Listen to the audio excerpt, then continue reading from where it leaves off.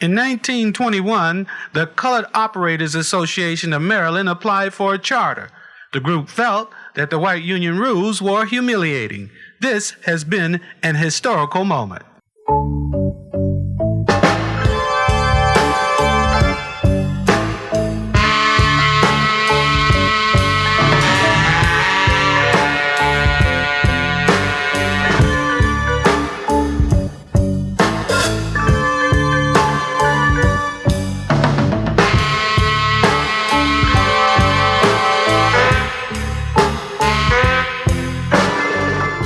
Join us for our conversation in progress with Dr. Henry Sampson, Egor Geoff, with our host, Henry Ealy.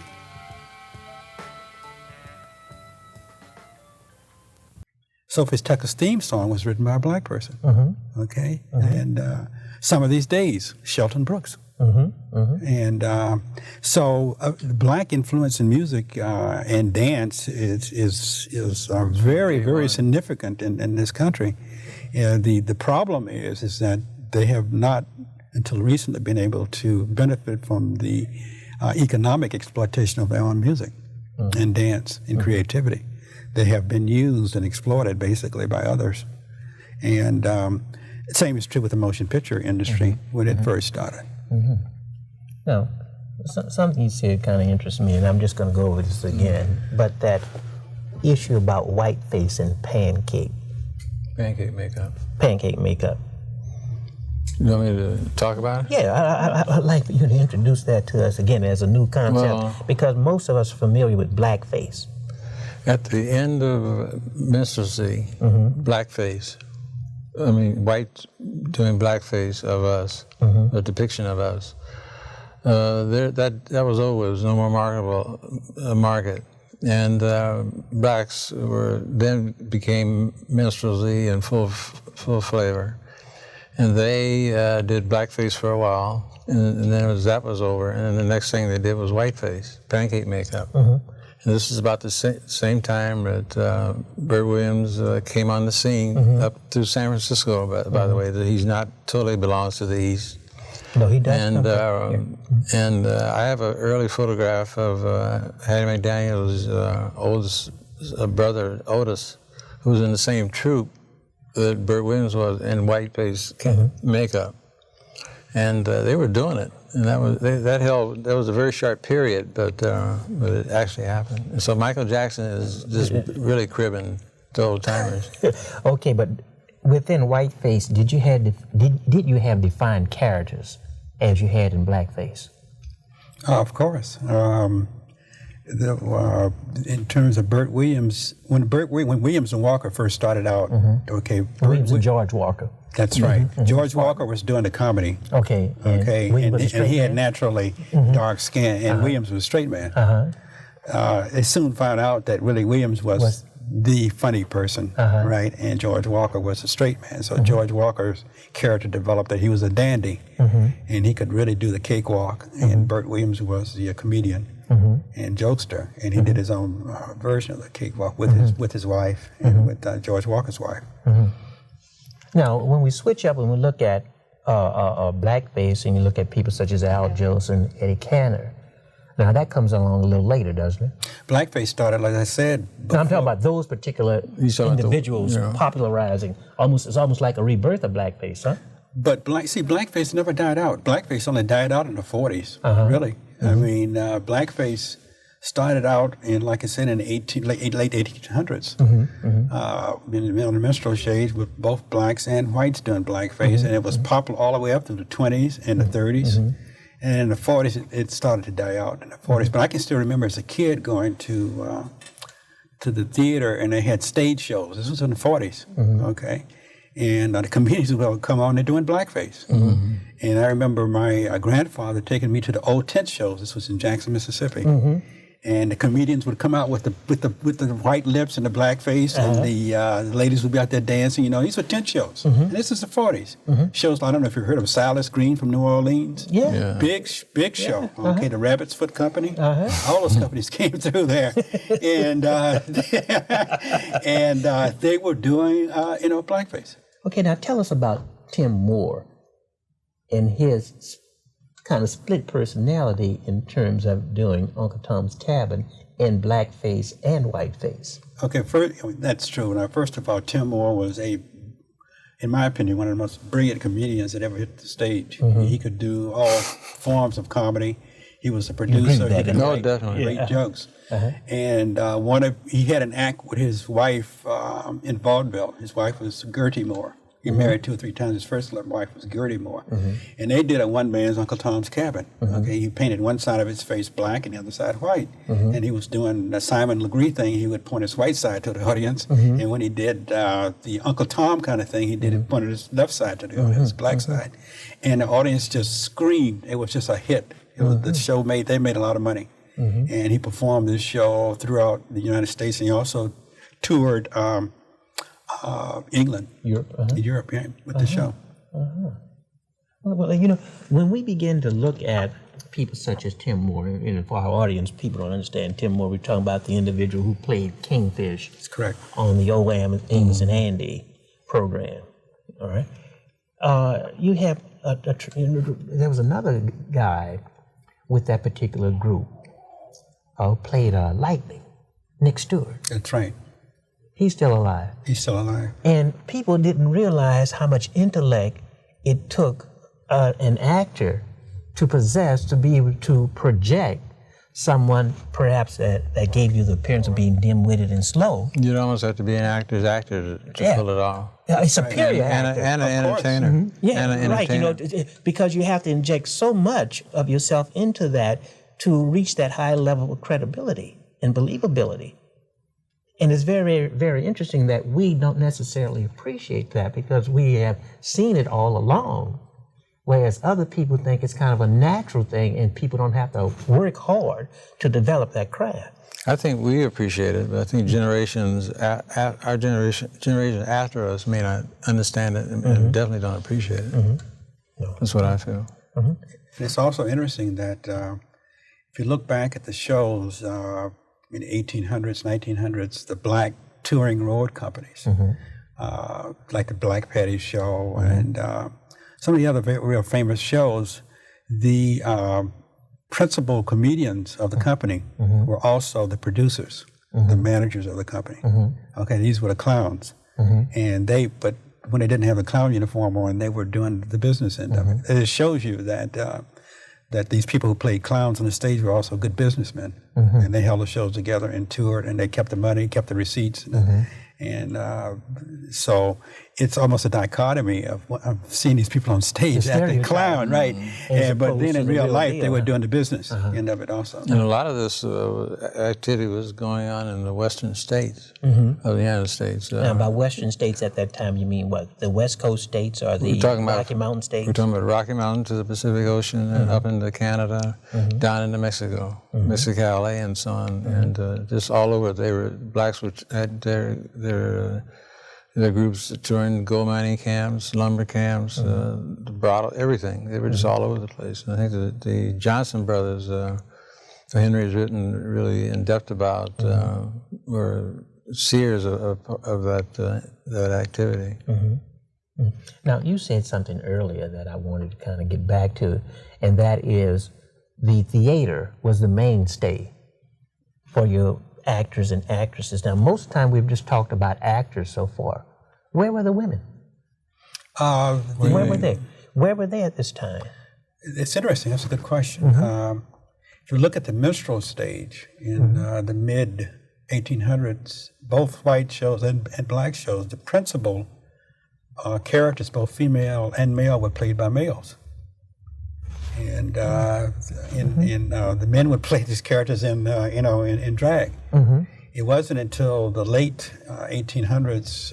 I'm talking about the minstrel stage now. Yeah, I'm not talking about the theater. Because the women have always been in the dramatic theater, playing. But I'm talking the minstrel stage, popular entertainment stage.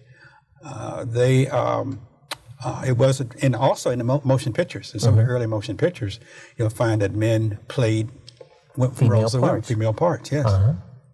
Now, as we... So you asked where the women were? Yeah, well, that's what I'm trying to... I just found out that women were not there. No, that's what you're saying, essentially. Within the minstrel format, they were not there. But a number of those women that were really talented, not of course, really were talented, were working as domestics to some of the stars, the white stars. And, so that's what that was an upgraded job in those days, you know. To work as a domestic. But to work for a known theatrical white personality, to be the maid to that person. I'm not talking about on film, I'm talking about in real life, was very significant because it gave you an insight and you could hold your talent until the opportunity came along for you as a black female to come on stage. Like Henry said, there was a whole period when there was nothing there. Okay, when do we begin to see black women within the theater? Was that before the Lincoln Players, the Lafayette Players? Oh, yeah, long before that. Okay, where were they? Who were they? The first show that I know of that featured good-looking, well-dressed black women was a show called it was put out in the late 1890s, and the title of the show was The Black Patty. Musical comedy company. A Black Patty was Ciceretta Jones. She was a concert singer who performed all over the United States and abroad. The two white promoters, Vocal and Nolan, looked around and saw that Williams and Walker and Cole and Johnson were so popular with that show, they decided to put out Black Patty in their own show called The Black Patty Show. And in that show, the show was divided into two parts. First part was like singing and dancing, usually comedy stuff, and primarily dominated by men. But the second part was grand opera. They did selections from grand opera, and then you had black female singers dressed in costumes singing so many arias. And then when Ernest Hogan went to Australia with his show, his big minstrel company, he took a strong cast of women actresses, and of course the Williams and Walker shows had very strong women actors. Did they have female components with them? The Williams and Walker show. Of course. His wife was on the stage, and also George Walker's wife, Overton Walker, was just as popular as he was. Now we don't seem to hear too much about them, though. Why not? Well, I can't answer that question because anybody who looks at the history books and looks at the theaters and looks at the programs will see these people were prominently displayed and sheet covers and sheet music back from that time. Ida Overton Walker's picture was on cover of sheet music, and Abby Mitchell's photo was. I mean, all of these were famous ladies on the stage. They were there, but I think the historians and what little historians have done very little for the subject matter we're talking about tonight. But they were there, no question about it. Okay. See, the thing about black history is I've noticed that white people in general, I think, tend to focus in on certain people. For instance, I was talking with the lady the other night, and the first thing she mentioned about black films, she mentioned Oscar Micheaux. Well, Oscar Micheaux, of course, made black films, but Oscar Micheaux by no means was the only black filmmaker. There were a lot of black filmmakers and a lot of black producers. Who were some of those black filmmakers, say, prior to 1930? Prior to Oscar Micheaux? Yeah. Oh, yeah? Okay. Well, you can go ahead. Okay. The Johnson brothers are the ones Johnson that brothers, I know okay, most. we've already said that. Well, Noble Johnson started. Okay. No, you said he did, something about 300 films? As an actor. As an actor, right. He's an actor. And that was Peter P. Jones, by the way, started a film company in Chicago called the Peter P. Jones Film Company. He made about 3 or 4 films. He went on, moved to New York, set up a motion picture studio. And this is something very interesting. He not only set up a motion picture studio, but he set up a photographic studio. And he was such an excellent photographer that he was hired by the Selznick Company. The Selznick Motion Picture Company was one of the major motion picture companies. And he was the first still photographer to do color stills. Okay, in the history of motion pictures in the U.S. I'm not talking about black films. I'm talking about motion pictures. Was that Selznick before Selznick came to Hollywood? That's right. That's right. And he was written up in a magazine called The Brain Machine, and they recognized his contributions. Okay, now, was he a contemporary of James Van Der Zee? James Anderson was in New York City, and I think he did most of his stuff in the 20s. This person I'm talking about was like in the early 20s. And also he did his films in Chicago like in 1918, 1919. Okay, now we're around that 1919, 1918 period, and which brings me to a question: what impact did World War I have on the theater and black performers? Well, that 1916, 1917, 1918, 1919. Wars have always created an opportunity. That's what I'm trying to find out. For black entertainers and entertainment, and period. But during World War I, the Reese band, went to Europe. Yeah, James R. Reese with the New York 15, later the 369. Possible for other entertainers, the farm groups and so on. And but a lot of the people first wave of blacks came to the film industry, beginning film industry in that period. And so you have to look at East Coast versus West Coast, New York versus L.A. To get an answer to what your question. But okay, now what happened after the war? The war is over in 1919. Okay, November 11th, we signed an armistice, and you got folk coming back home. Are they going to bring new ideas with them? Because you're going to have a flowering first thing of black artistic number of expression artistic in New York. people, black artistic people stayed in Europe. And didn't come home. Okay. Yeah, that group. Okay, who were some of those people who stayed in Europe rather than come home? They're really stretching it for me. All right. Because we know James R. Europe came back home later to be killed tragically. Right. But a musician. A drummer. I know the persons, but I can't match a name. I was thinking about Benny Bigard, the clarinetist, Bricktop. Bricktop stayed. Yes, she definitely stayed. And a host of dancers and so on. I don't have. I couldn't be detailed about it right now. But you see, black people were touring long before World War I. Black people were touring the world, black entertainment, because black entertainment, I like to think of black entertainment hitting waves, and the first wave I would call black entertainment hit its peak around somewhere between 1895 and say 1905. Is when Scott Joplin's ragtime music combined with the Williams and Walker Cakewalk, combined with Ernest Hogan's coon song. All coons look alike but me. And that started the coon song craze in America. You put all those three together, and that created a form of popular entertainment that swept America. It was the most popular entertainment. And started America dancing. It started America dancing the cakewalk. Singing, and also Europe in dancing and singing. They had cakewalk contests in New York, on the stage in New York City. Which brings me to my next question. What's the difference between a cakewalk and the Charleston? Oh, there's quite a bit of this. Two entirely different dances. All right, help me out now. It's like a difference between a boogaloo and a twist. They're two different, dance forms. Okay, now let's. Cakewalk is a high kick and a stretch. Okay. And stretching and being pompous and so on, and dress has a lot to do with it also. But I think the difference basically is the origin. The origin of a cakewalk was a slave plantation, where slaves used to entertain themselves and their masters. They did the cakewalk, and the masters would give the slaves a cake. Who the best couple could do the cakewalk would get a cake. Whereas the Charleston was first introduced in a show called Running Wild by Irvin C. Miller in 1921. That was the first time. Was that uptown or downtown New York? That was uptown and downtown New York. The show played on Broadway. Both places. Of course, yes. And this lady named Ethel Ridley, a black lady, and black dancer, was the first dancer to introduce the cakewalk on the stage, and it was, and it just caught on popularity.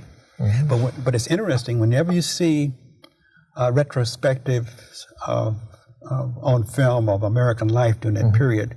Who do you see dancing the cakewalk? And who do you see doing it? You don't see any black people dancing the cakewalk, and you don't see any black people playing it, right? That's the exact point. Because if you look at quote the Americana in retrospect, it's American stuff. We see Maloo's, the genesis of it.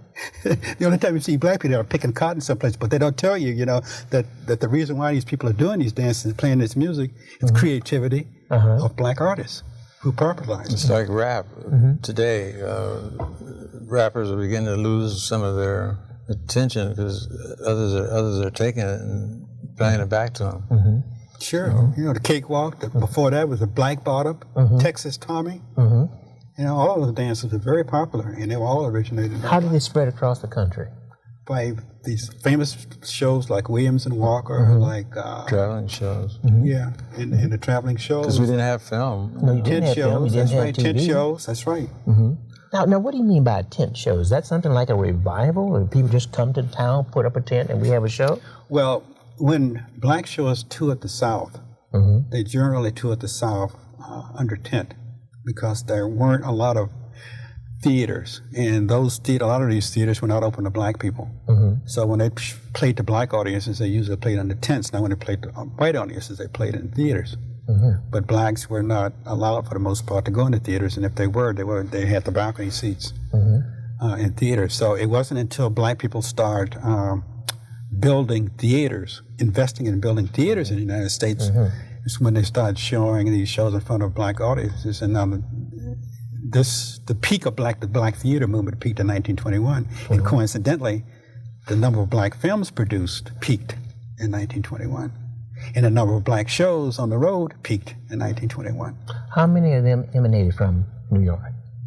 I would say there was a shift occurred between New York and Chicago in the early 1920s? No. This is between 1900s.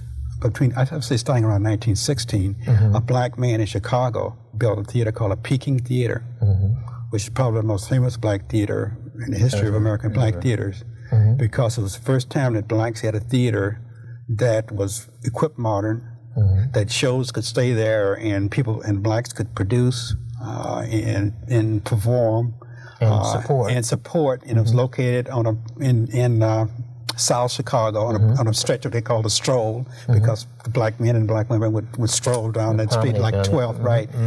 And people like Miller and Lyles started there. Charles Gilpin started there. Dooley Wilson started there. Any number of black entertainers started at the Peking Theater. Now, here's an interesting question when you mentioned Charles Gilpin. What do you think was the basic difference between Charles Gilpin and Lorenzo Tucker?